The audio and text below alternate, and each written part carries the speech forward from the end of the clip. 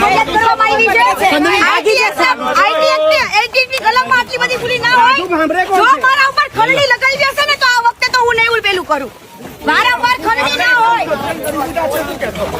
વારંવાર ખરડી ના હોય।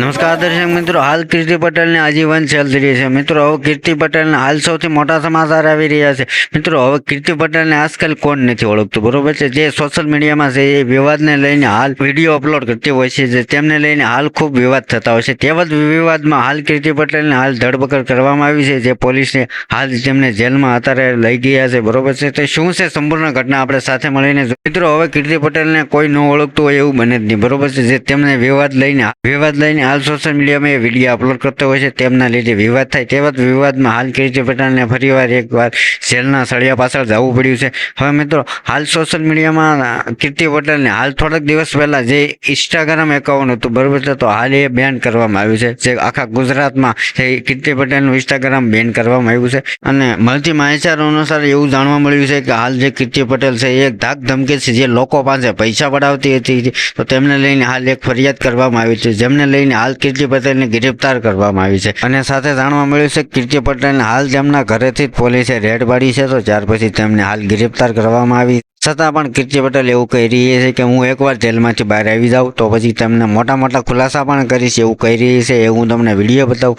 એની પહેલાં દર્શક મિત્રો, જો આપણી ચેનલ ઉપર નવા હોય તો જલ્દીથી આપણે આ ચેનલને લાઇક કરો, શેર કરો અને સબસ્ક્રાઈબ કરવાનું ભૂલતો નહીં। જોઈએ સંપૂર્ણ ઘટના।